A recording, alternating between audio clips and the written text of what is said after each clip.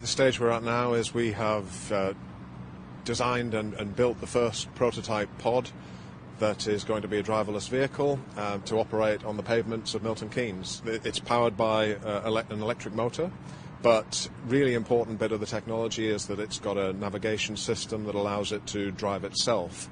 So it senses its environment and it senses the obstacles around it and then allows itself, if it's safe, to move on to the next point. So the vehicle is fitted with sensors, cameras and laser radar, and it creates a data picture of where it is that allows itself to identify its surroundings and identify the obstacles that it might come across to then allow it to carry on driving. So this particular trial is really looking at the technology, how much we need to advance the technology to roll out many more of these vehicles in the future.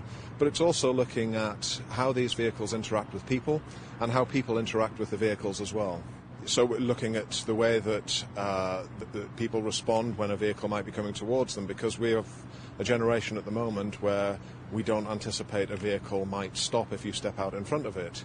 And there's obviously a lot of implications to the public of driverless vehicles. If they are going to carry on driving in their new environment, the public needs to be aware of the way in which those vehicles move. So we've fitted this vehicle with some exploratory technology looking at lighting that might indicate which way the vehicle might move next. That allows the public might allow the public to look and say, okay, that vehicle's going to turn left or it's going to turn right.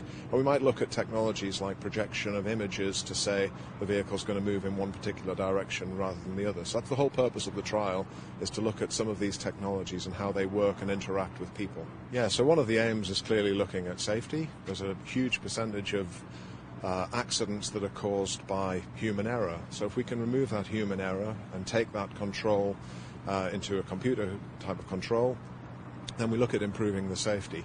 We can also then start looking at efficiency improvements as well, and realistically moving people from point to point on demand rather than the way that they're moving around at the moment.